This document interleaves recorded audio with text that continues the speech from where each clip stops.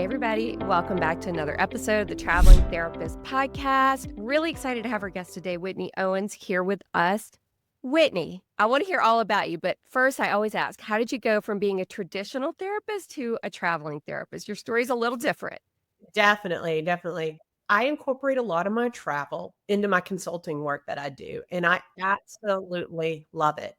I am a mom of 2 girls, one with special needs. I'm also the wife of a pastor, which takes out my weekends. So it's very hard for me to find time for travel. But when I'm incorporating it into my work, we can have travel, right? Good way for me to kind of get away from responsibilities for a minute of home, also focus on work and make those deep relationships with therapists around the country. So you incorporated into your consulting work. So is that like you're going to other private practices in consulting, or what type of way do you incorporate it in? I think people would love to hear about that. Yeah, well, you just gave me another good business idea. Okay, well, there you go. Because I'm like, wow, that would be cool. Like a mastermind where you just travel around and like help people grow their faith-based practices. I think that'd be That's amazing. right, that's right. Yeah, so I incorporate that by attending events. I actually was just in Chicago a few weeks ago, bucket lit city. So I like to find conferences that are in cool cities that I want to go to and then use my work money to do that. But I also host events and I host the Wise Practice Summit every year. I do try to switch up the city that it's in because who wants to go to the same city every year? Let's go to different places. Let's have fun. And so trying to get it in somewhere that people will find interesting. And I kind of have like a southern flair to it. I like doing Southeast places so people can have that experience, and that's kind of part of me Yeah, I educating. love that. That's amazing. So what all happens in your summits? I think that's so cool. I've always wanted to do one. My friend Megan Gunnell does them all the time, and I've always wanted to do one. So what all happens at your summits? Oh, such a big question. So they're 2.5 days, and we incorporate workshops, keynotes, but also time for connection, happy hours in the evenings, sponsors there at their tables for you to be able to connect with them. So we try to kind of incorporate some interactive experiences while you're also attending the event because who wants to just sit and hear somebody talk all day long, Sure. Yeah. It's specifically tailored to faith-based practice owners growing their private practice business. There are a lot of conferences out there that are for Christian therapists doing clinical work. There are a lot of business conferences out there, but this is the only one that I'm aware of that's specifically in person for faith based practice building. Yes, I don't think I've seen it anywhere else, really. So are all the speakers centered around a faith-based topic, or is it just, business building, that sort of thing, and not really always centered around that? I'm just so curious about that. Yeah, we do offer a lot of different things at the summit. So some of the talks are more geared towards faith based, and some of them are strictly business building. So if you've got something good to offer somebody, you're welcome to be at the summit. And then a lot of the other faith based components kind of come naturally with people. Usually my talks pretty faith oriented, but not all of the talks are that way. Yeah, I always see them. It looks like you guys are having so much fun. Now, we didn't talk about this before I hit record, but I do, I'm on social media all the time, but I've seen, I guess it's a mastermind maybe you have with like Uriah and Gordon and Jessica Tapana. I think I always say her name wrong, but do y'all like mastermind and like travel places? Because I feel like I see you guys like gather every couple of like, I don't know if it's quarter or something. And I'm like, that looks so fun. Like, I need a mastermind that I travel with. Yeah. So we started meeting like 5 years ago. Wow. And then we meet online every week. We're actually meeting this afternoon.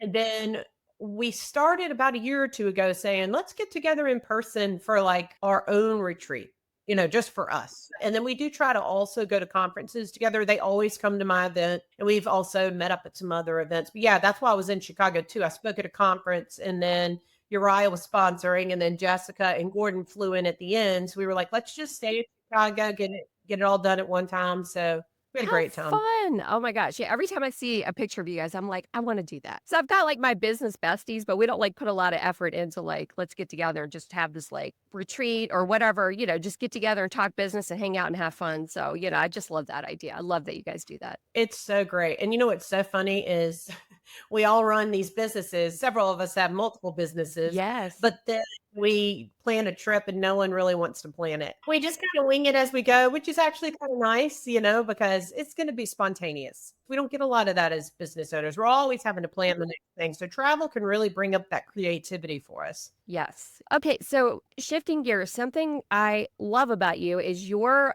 group practice is all private pay, right? And you have built this thing. You talk about it in your summit, and I've seen you go other places and speak about the same topic. So I would love to touch on that because right now I'm getting emails almost like 3 times a week from traveling therapists that are saying, I was relying on Headway or Alma or, insurance panels, and now the insurance panels are saying I can't be international, or Headway and Alma have passed these rules that you're not allowed to be international. So they're freaking out. Like, I talked to a woman yesterday, she's like, "I literally don't know what to do. I've had to get rid of my whole caseload. I'm living in Australia. Like, what do I do?" So I thought it's very timely for you to maybe talk about, this topic that you do talk about is it's growing a seven-figure private pay practice and how somebody would go about even starting to do that. Yeah, I hate hearing all the struggles people are having, that's for sure. And it can be that way when you're relying on a third party, for these payments. You just never really know. Yes, yes, and then trying to be a nomad and live internationally, it's like it could change in a second, the ability Mm. to do that. So what do you suggest? I'm sure you've got tons of tips, but where could somebody, like, get started with that process, and how do they attract private pay clients? I think that's hard too because as therapists, a lot of us have that mindset, like, I can't ask for a lot of money, for somebody to see me, so that it's all of that rolled into trying to become a private pay practitioner. Yeah. Well, we could go several ways with this. I mean, even just hearing you say, the guilt they feel about taking the money, we could totally go down, the mindset stuff, right? I hope everyone goes see their own therapist and talks about their mindset stuff because that's definitely a big part of it. I also do have a lot of tips and things that I can share about making that happen, which is probably the things people really want to know. So I think so much of what's important is just really that care of clients. And we get so wrapped up in the marketing and where do I put my money and Google ads, this, that, and the other. Yes, all that stuff's important, but you got to be on it when people reach out and you got to care well for them when they do. This could look like so many things, but the first thing is really tracking your numbers when people call. And I have so many therapists, group practitioners do consulting with me. And I'm like, so how many people have reached out? What's your conversion rate? Where are they coming from? And they have no clue. I just talked to a girl this morning and she's like, yeah, I'm spending $700 in Google ads. And she goes, but I probably need to pull up my conversions. And I'm like, so you're wasting your money because these people are clicking that ad and calling, and then you're not converting them. We need to go backwards and let's really work on our intake process. So that is the very first thing that I teach people, especially private pay, because in insurance based practice, it's so much easier. Someone calls, you do want to get those calls, but they're going to wait on a call back from the provider that takes their insurance. A private pay practice is going down their list. And I am a busy mama. I have a special needs kid. I tell you, we have appointments literally every day. So when I have to make a new appointment with a new provider for her, I usually get like 3 or 4 references, it could be from the doctor or referrals from the doctor or whatever. And I do go with the one that calls me first. I don't have time. I'm busy during the day. If you're nice and you can get me an appointment, insurance or not, like I just need to get the appointment scheduled, right? And so many people are not taking the calls, not getting back to people fast enough, and they're losing all that income. In fact, when I did our research on this, we noticed that we convert people at about 70%, which we've really honed in our process. That's in most private pay practices, you're looking for about a 50% conversion. But we also noticed that for people we have to call back, we're twice as likely not to secure that person. So to me, it's well worth paying someone to take that phone call all day long because I'm much more likely to secure those clients. Absolutely. Yeah, that is so important. And I'm assuming since you have such a big practice, you've got an in-person person doing that, or somebody sitting at the receptionist desk to handle all that stuff, I'm guessing, right? I do. I Okay. mean, we actually hired a second person because Amazing. that girl's on the phone, and then we need to make sure the next person gets the call. But I know that's not typical, especially a solo practice owner who's traveling, but it doesn't have to be somebody sitting at the phone. So when I first started, I had hired my first 2 therapists and I was taking the calls and it was terrible. I'm like trying to take a call. I see the phone ringing. I know my next appointment starts in 5 minutes, but I got to fill up my therapist. So I always made answering the phone a priority. New clients are the priority if you need money in your business. The other client will wait. And that's not the best service that I want to offer, but got to schedule people. So then I hired my first assistant. I put something on Facebook. No big deal. I need someone for 3 to 5 hours a week just to answer the phone when it rings. And she started working for me. She made it all the way to 15 hours a week, and then she was like, "I just can't do it anymore." She was a stay-at-home mom with 4 kids. There's so many companies out there with VA services. I mean, you know about a lot of them and promote them, and they're great companies, and they will definitely get back to people faster than you will in most cases. But if you want to get someone live, you're gonna have to ask them if they offer that service. A lot of them don't, you know, 'cause their calls for so many practices. So this lady that I hired, I mean, she's just sat at home. She had 4 kids. She would see the phone ring and answer it, and I'd pay her. She'd see the phone ring and not answer it, and I didn't pay her, Mhm. you know? Yeah. I know, I'm just thinking of, our mutual friend Uriah. He just sent me a link because I'm really into AI. I have a whole other podcast about AI. He just sent me a link about his agentic receptionist that he's programming to take scheduling calls. I'm like, this is really cool if it sounds good. And he's like, you got to test it out. And I'm like, yeah, I need to test it out because that's an option too. AI is becoming more and more advanced and literally can take calls for you. I don't know how people feel about it on the other end yet, but these are options too, cheaper options. Because I think a solo practitioner, it's like, gosh, either I'm gonna have to do it myself, like you said, start out just trying to do it myself, maybe get another clinician, try to do it for them, and then eventually at some point you've got to decide how I need to scale. I need to give this to somebody else to do for me. Yeah, first of all, Uriah has some really cool AI He's stuff. awesome. He's my AI bestie. Definitely. But one of the things about that program that it doesn't do is actually schedule the client. He sent me the link and it was a lot of fun to call and argue with it. But when I got to it, I was like, I actually want to schedule. And they were like, no, we'll have to have someone call you back. So it's not able to integrate with your EHR yet. Yes, yes, yes, yes. Such a good point. Now, getting the phone answered is better than not getting it answered, but you still can't schedule. So you really haven't secured it. I want people on the phone scheduled by the end, as much information we get as possible, because you want to make it as easy as possible for someone to schedule an appointment, show up. Totally agree. I'm the same way. First of all, if I call and somebody answers, I'm thrilled. If it's not a voicemail and they say, leave your name and number. It's like, wow, okay, I could do this right now because I literally have 5 minutes to do this. And I don't even know if I'll pick up when you call me back. So to being able to do that's like a really important tip. I'm so glad that you shared that. Yeah, there's something so important about good customer service. I actually hired a company recently. I won't get into all the details about who they are, but I interviewed a few different companies for a high level business service. And one of them just kind of showed up haphazardly, just didn't seem very interested. And the other one just showed up and listened and cared for me.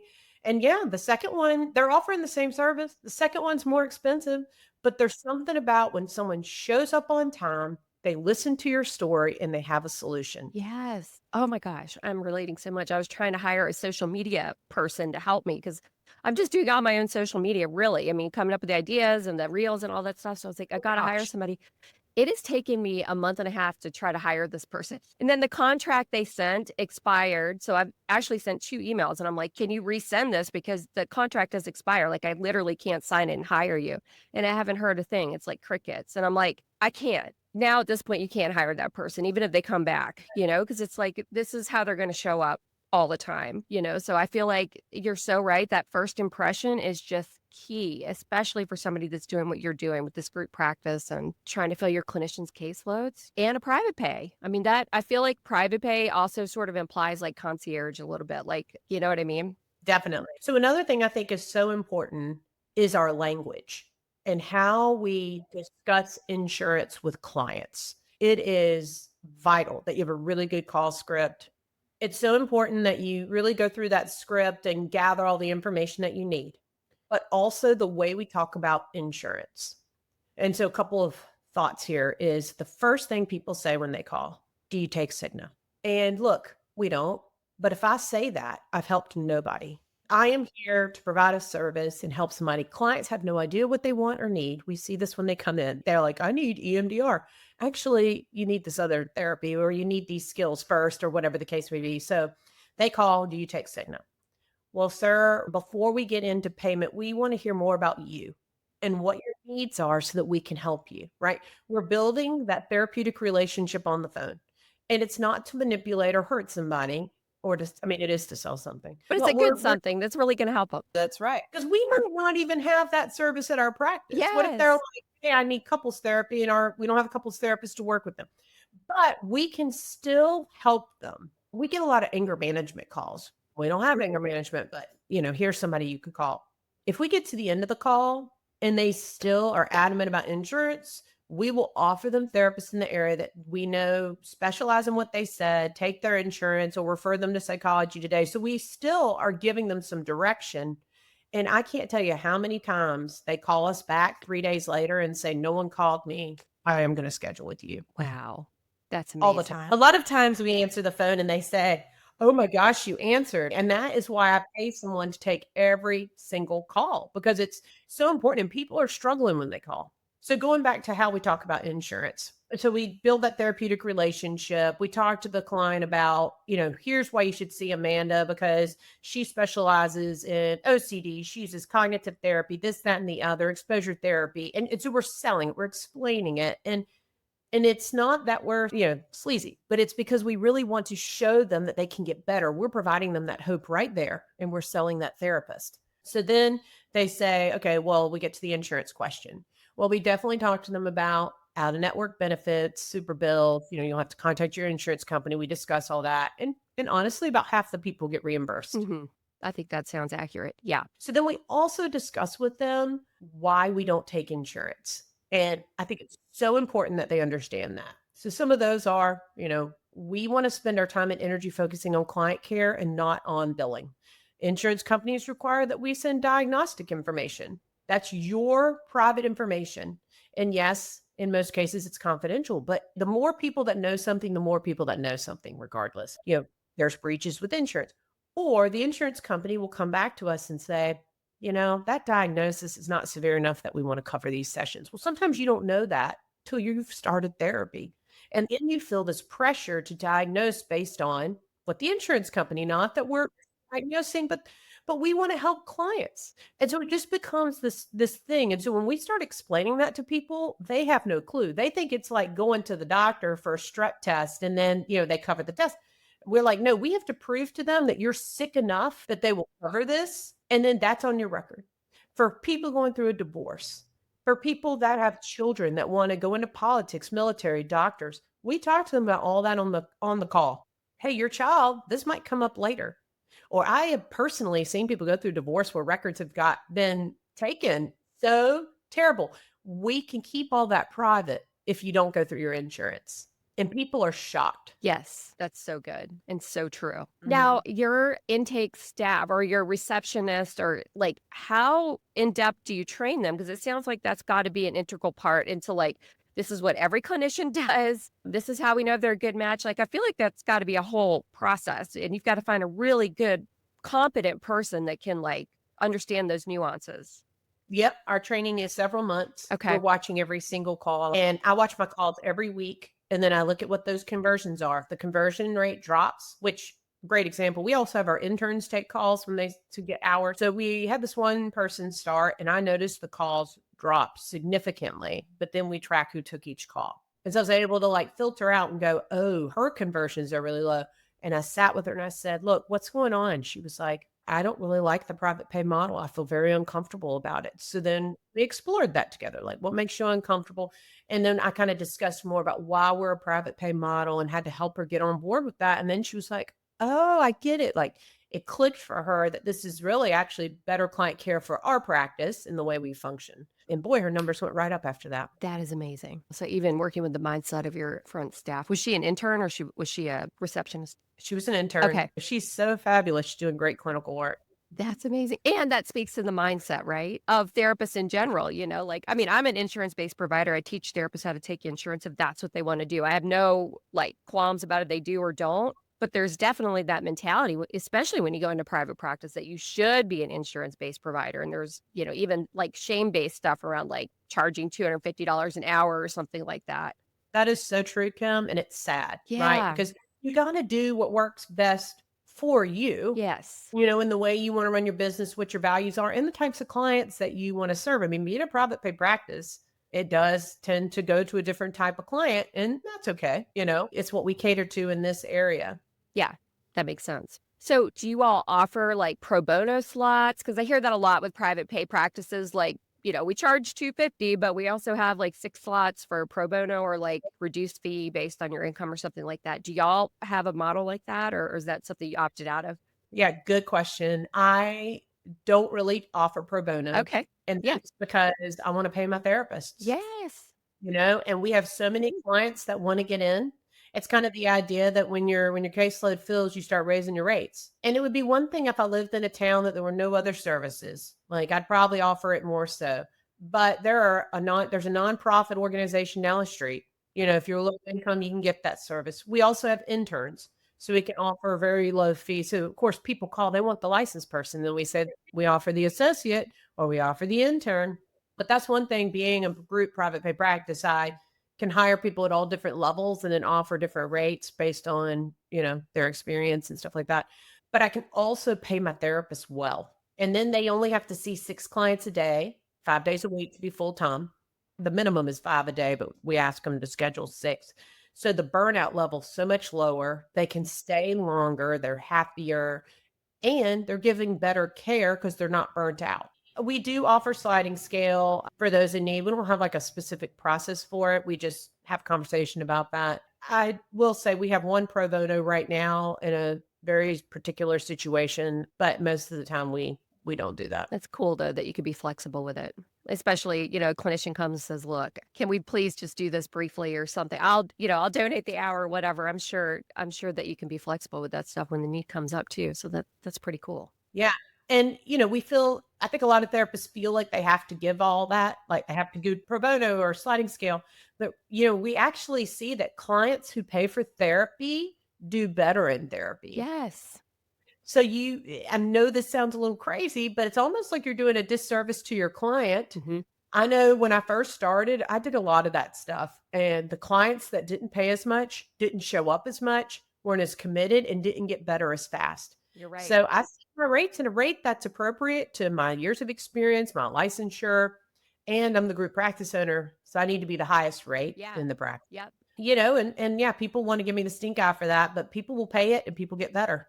I think you're right. I mean, it makes perfect sense. So you touched on something like it's just like the longer you go, the more you increase your rate, the fuller your caseload gets, you can go up on your rate. Like, do you do that as an overall group practice policy? Like every January 1st, we raise our rates, or do you base it on education and experience? Like, how do you manage that as a group practice owner? So we raise our rate every year. Okay. There are a few therapists that are high, and so they prefer to not raise it every year. And I'm okay with that as long as we're doing it every other year because I do give raises every year based on performance. So they'll get the raise if they are performing well. So I do try to put that alongside of raising the rate on clients at the same time. All of our associate level therapists start at the same rate that we charge clients and pay them the same rate. And then licensed people start at the same rate, they get paid the same. And then when you get licensed, you jump up, which is really exciting for them. And we talk about that at the very beginning. Hey, when you get licensed, you're going to be at this amount, which is hard to do as an insurance based group practice because it's all dependent on what the insurance company is reimbursing you. And some of them pay the same for an associate and licensed person or a very small difference. But we charge a significant amount more for a licensed person because they have that experience. Yeah, I mean, that makes perfect sense to me. So, how do you decide how much to go up? Because I'm just curious. Is this like built into like your metrics and experience over the years and how many clinicians you have? Like, maybe it's a formula. I don't even know because I don't have a group practice. I usually go up $10 for the overall rate. So let's say an associate starts, they are $100 an hour. All of our associates started that. So then when they hit their first year, we send out a letter November 1st to all their current clients. And it says, hey, I want to make you aware that January 1st, our rate's going to 110. But because you're a current client of us, you will be going to 105. And then Nice. every client that calls after November 1st, we go ahead and give them the 110 rate because what we don't want to do is have someone start December 20th and then, hey, in 10 days, your rate changes. Like we go ahead and tell them at that point. It can get a little complicated when you're doing this for 15 different people, but it seems to work. That's great. I mean, it sounds like you've got everything systemized. So, I'm sure that's the key. You're like, yeah, baby. We have a lot of systems and have a lot of good leadership in place to help run the business. That's for sure. That's amazing. So, one more thing you touched on was like talking about if the clinician's performing well. What type of metric do you use for that? Is it like retention rates? Like, I'm just curious how you monitor that, like what constitutes like well. So we do have reviews that we send to them through Gusto. Okay. They complete their part of the review and we complete ours, and then we sit down and look at it together. So some of it is what you just said. We look at churn ratios, the big thing we're working at right now. So that's keeping clients to session 4. Our metric for that is 40%. So we expect 60% of your clients to make it to session 4 and that you only churn out less than 40%. So churn means not returning to session 4. And that's a metric we're working at across the practice. So if you're not hitting that, you're not going to get your raise, or we're doing a performance improvement plan, stuff like that. Other things is about, seeing the number of clients they're supposed to see, keeping their caseload up, showing that they're team players, doing good clinical work, all that kind of stuff. Good communication. That's big for me. Yeah, I mean, it really does sound like you've thought of everything with this practice. I bet it runs just like a fine-tuned machine. Well, I have put a lot of time and energy into it. I absolutely love it. I love group practice work. I think it's so much fun, like the intricacies of it and everything. Always enjoy my own learning, like through running my practice. And then I get to impart that knowledge to other practice owners. So it's really enjoyable. I really do help people with the private pay practice model. I really do love it. And honestly, I kind of fell into it like a lot of us do. I'm new here and I couldn't get on panels. I couldn't find a job, so just started practice and was like, "Well, I guess I'll just take cash till I get licensed," because my license wouldn't transfer, how that can be. And that was, years ago, and then I built a cash pay practice in under a year. I was like, "Why would I change it now? This is great." So that leads me into other income streams. I'd love to talk about that for a second because you got the summit, but you also have another thing that you do. And I'd love to talk about that because we always on this podcast talk about other income streams, how to scale up from that one-to-one model. Group practices are great for group practice owners, but you do something else too. So I'd love to talk about that for a minute, if you don't mind. Yeah, so I have a second business, Wise Practice Consulting, where we help faith-based practice owners start, grow, and scale their practices. And when we say faith-based, that can mean the gamut of things. It just means that faith's a part of your life to some degree. Maybe it's a part of your business or not, but it's a part of you. So we are an accepting community of lots of different types of people. I have a podcast as well, the Wise Practice Podcast, which I've had you on. And then also I have a membership community for faith-based practice owners. So we meet every week online. We do teachings. There's resources. A lot of things we're talking about today. I have all that in my resource library with the membership community. Oh, here's a letter that you can give to your clients about your rate increase. Here's our call script. So I have that community, and I used to do launches, but I just decided I'm done with that. So somebody's listening, they're looking to connect with other faith-based practice owners. It's $89 a month right now, and you can get into that community by going to the website, wisepracticeconsulting.com. So I have the membership community, and then I do the summit. And so the idea of the summit really was all these people I meet with every week in the community, let's get together in person once a year. Let's save our money. It's special that we have these relationships, but let's meet in person. So that's kind of the concept behind it. I have about half the community that comes. So it's a lot of fun when we finally get to meet in person. And some of them I only have met with online. So yes, that's the idea behind the summit. But I also have people come that aren't a part of the community, people that just want to grow their business, or people that want to meet other faith-based practice owners. So we have that too. And then a lot of people become a part of the community. So they kind of feed one another. And then we have other consulting services like individual consulting, mastermind groups that we teach, stuff like that. That's amazing. Well, thank you so much. So you mentioned a couple of different places where just like if you could run down the list, where can people find you and connect with you if they want to work with you or learn from you? Sure. Yeah. Just head to the website, wisepracticeconsulting.com, Okay. or you can email me, Whitney at wisepracticeconsulting.com. I love when people reach out and say, I heard you on this podcast, have this question or this thing. It's really cool. So I love hearing from people. That's great. Thank you so much for coming today. So many amazing tips. And we will definitely put in the show notes how to contact you and also that script that you said you'd send us. I'd love to put that down for people to download and grab. That's great. Well, thank you, Kim, for the opportunity to be on the show.